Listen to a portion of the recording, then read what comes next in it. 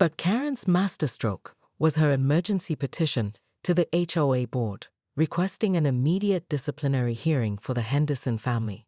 She spent until 2 a.m. typing a 23-page complaint that read like a legal brief written by someone who'd lost touch with basic human decency. Monday morning, Karen stood on her front porch at 6:47 a.m., watching Bob Henderson stumble to his car for his morning commute. He looked exhausted, probably spent the weekend dealing with city inspectors, thanks to her anonymous tips. "Morning, Bob," she called cheerfully, waving her fresh copy of the HOA complaint. "Hope you have a wonderful day."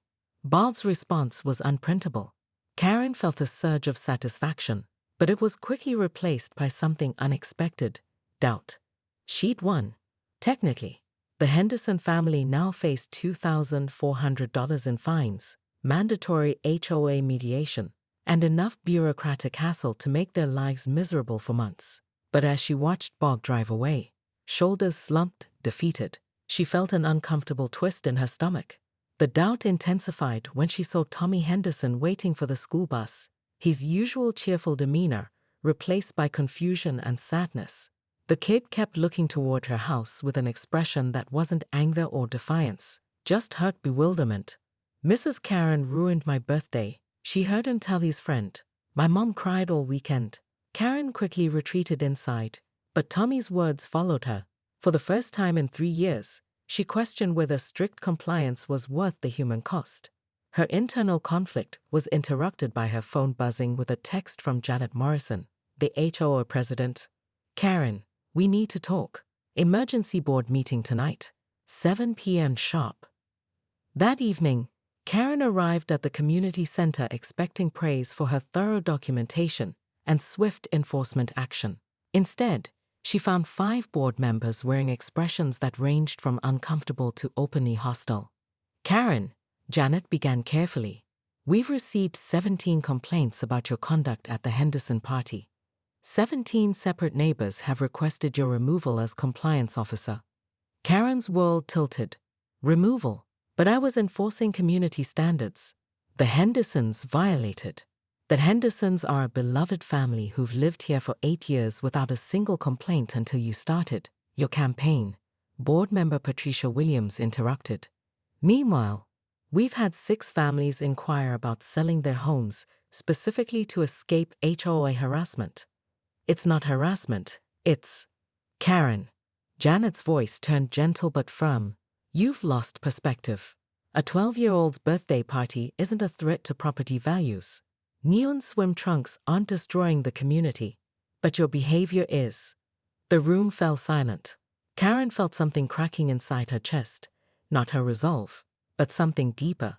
The righteous certainty that had sustained her for 3 years suddenly felt fragile and hollow. "I was just," she started, then stopped. What had she been doing? Protecting property values? Maintaining standards? Or had she become so invested in being right that she'd forgotten how to be human? "We're placing you on administrative leave, pending a community vote next month," Janet announced. "I'm sorry, Karen, but this has to stop." Karen nodded numbly and walked to her car in a daze. As she pulled out of the parking lot, she passed the Henderson house. Through their kitchen window, she could see the family eating dinner together, Tommy animatedly telling some story while his parents listened with genuine interest and affection. For the first time in years, Karen's perfectly organized world felt completely empty. She sat in her car for 20 minutes, engine running, trying to understand how enforcing rules had become more important than the people they were supposed to protect. The HOA guidelines were meant to preserve community harmony, not destroy it. But as she finally drove home to her immaculate, lonely house, one thought kept nagging at her. What if she'd been wrong about everything? And more importantly, was it too late to make things right? The answer to that question would determine not just her future in Willowbrook Estates, but whether Karen Whitfield could find a way back to being the kind of neighbor she'd once been, before rules became more important than relationships. Tomorrow, she decided, she would find out. Karen Whitfield stood at her kitchen window, binoculars pressed against her eyes with the intensity of a sniper, watching the Henderson family's backyard pool party unfold like a personal affront to civilization itself. The sight of 12-year-old Tommy Henderson performing a cannonball while wearing neon green swim trunks made her eye twitch violently. The HOA covenant clearly stated pool attire should be tasteful and subdued colors only. But it was the sight of Mr. Henderson grilling burgers at 2:47 p.m., 13 minutes past the designated weekend grilling window, that sent Karen into full tactical mode. She marched to her filing cabinet, yanked out her laminated copy of the Willowbrook Estates Community Guidelines, and speed-dialed HOA President Janet Morrison. "Janet, this is Karen. Code violation in progress at 42 Maple Lane. Multiple infractions. I'm documenting everything." Without waiting for a response, Karen hung up and stormed outside, her sensible beige sandals slapping against the sidewalk like war drums. She'd been HOA compliance officer for 3 years, and today would be the day she finally brought order to this anarchic wasteland of suburban chaos. The Hendersons' backyard buzzed with 20 guests splashing, laughing, and flagrantly disregarding at least 7 community guidelines. Karen pushed through the unlocked gate. Another violation. Security protocol demanded locked entry points during gatherings, and positioned herself beside the pool like an avenging angel of municipal law. "Excuse me," she bellowed, her voice cutting through the joyful chaos like a chainsaw through birthday cake. "I'm Karen Whitfield, HOA compliance officer, and this gathering is in direct violation of Community Code 4.7a through 4.7g. The party fell silent. Children paused mid-splash. Adults froze with hamburgers halfway to their mouths. Bob Henderson, a mild-mannered accountant, looked genuinely confused. "Karen, what's the problem?" "It's just Tommy's birthday party." "The problem," Karen announced, pulling out her smartphone to begin documentation, "is that your pool furniture arrangement violates spatial guidelines. Your music exceeds the decibel limit by at least 5 units, and that inflatable unicorn," she pointed accusingly at the cheerful pink pool float, "is not an approved pool accessory." "It's a unicorn floaty, Karen," said Henderson's wife Lisa, her voice strained with forced politeness. "Tommy got it for his birthday." Article 12, subsection C. Karen recited from memory. Pool accessories must be approved by the Aesthetic Committee 48 hours in advance. No exceptions. She began snapping photos with her phone, circling the party like a documenting vulture. Flash after flash captured children's bewildered faces, the offensive grill positioning, and the criminally non-compliant lawn chair arrangement. "You have exactly 30 minutes to bring this event into full compliance," Karen declared, "or I'm filing a formal complaint with citations for each individual violation. The fines start at $50 per infraction." The party guests exchanged glances that ranged from amused to horrified. Karen felt a familiar surge of righteous satisfaction. Finally, someone was taking the community standards seriously. Order would be restored to Willowbrook Estates, one perfectly documented violation at a time. But as she prepared to leave and begin drafting her citations, Tommy Henderson, birthday boy and owner of the offending neon swim trunks, stepped forward with the innocent boldness that only 12-year-olds possess.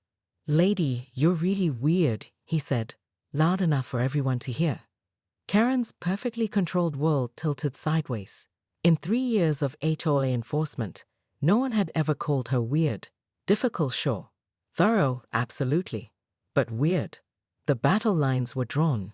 Karen's face flushed crimson as nervous laughter rippled through the party guests. Tommy Henderson stood dripping by the pool, his neon green swim trunks practically glowing in the afternoon sun. Completely oblivious to the earthquake he just triggered in Karen's psyche. "Weird." Karen's voice cracked slightly. "I am ensuring the property values of this community remain stable through proper covenant enforcement." "Mom," Tommy stage whispered to Lisa Henderson, "why is the angry lady yelling about my swimsuit?" That broke the dam. Karen's 3 years of pent-up frustration with non-compliant neighbors, unapproved garden gnomes, and improperly positioned mailboxes erupted like a suburban volcano. "Your swimsuit violates Community Guideline 8.4b. Pool attire must reflect the dignified aesthetic of Willowbrook Estates," She fumbled with her phone, pulling up photos of previous violations. Last month, Mrs. Chen's wind chimes were 2 inches too close to the property line. The Johnsons' Halloween decorations exceeded the approved color palette. And don't get me started on the Williams family's unauthorized bird feeder placement. Bob Henderson stepped forward, his patience wearing thin. Karen, you filed a complaint about our bird feeder being 6 inches off-center. 6 inches. My wife cried for an hour. Compliance is compliance, Bob. Property values don't maintain themselves. Property values. Lisa Henderson's voice rose dangerously. You want to talk about property values? Your constant harassment is making this neighborhood unbearable. The crowd began murmuring agreement. Karen felt the social tide turning against her, but instead of retreating, she doubled down with the desperate intensity of someone whose entire identity was under attack. She pulled out her tablet and began typing furiously. Fine. If voluntary compliance won't work, mandatory enforcement will. I'm documenting every violation I can see from where I'm standing. Her fingers flew across the screen. Unapproved pool noodles. Check. Excessive guest parking. I count 4 cars that should have been pre-registered. Check. Music volume violation. Check. Unauthorized party decorations exceeding the 3-balloon limit. Check. 3-balloon limit? A guest whispered in disbelief. Article 15, subsection D.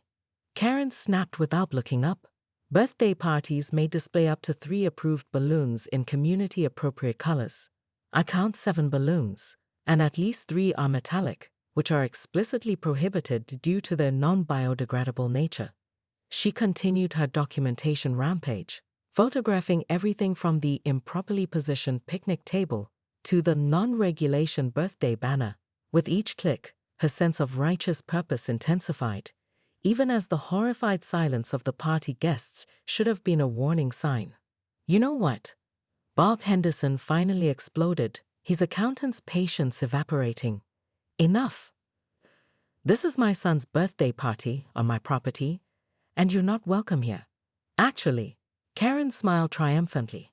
According to HOA bylaws, compliance officers have the right to inspect any property for violations during reasonable hours. And I'm not finished documenting. She marched toward the pool house, tablet raised like a weapon. That structure requires permit verification, and I noticed the paint color might be a quarter shade off from approved palette option 47B. That's when Lisa Henderson snapped.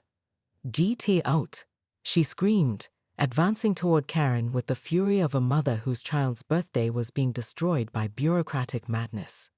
GT out of my yard. Right now. Karen stumbled backward, genuinely shocked by the venom in Lisa's voice. But instead of leaving, she planted her feet and raised her chin defiantly.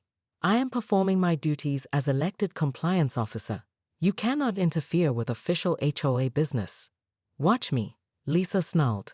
The confrontation might have escalated further, but Tommy Henderson, sweet, innocent Tommy, chose that moment to cannonball directly into the pool, sending a massive wave of chlorinated water cascading over Karen's beige outfit, her tablet, her phone, and her laminated HOA guidelines. The silence that followed was deafening. Karen stood dripping, her carefully styled hair plastered to her head, mascara running down her cheeks like war paint. Her expensive tablet sparked ominously before the screen went black. 3 years of meticulously documented violations gone. But instead of defeat, something darker flickered in Karen's eyes. Something that suggested this humiliation would not go unanswered. This, she whispered, water dripping from her nose, means war. Karen drove home in soggy silence, her car's leather seats absorbing pool water and her dignity simultaneously. But by the time she reached her pristine driveway, humiliation had crystallized into something far more dangerous: calculated revenge. She spent the next 4 hours in her home office, hair wrapped in a towel, drafting what she privately called Operation Compliance Storm.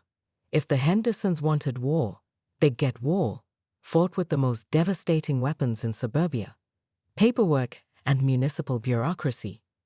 First, she called the city's noise complaint hotline and filed a formal report about the ongoing disturbance at 42 Maple Lane. Then she contacted the county health department about potential pool safety violations. Finally, she reached out to the fire marshal regarding possible occupancy limit violations during unsupervised gatherings.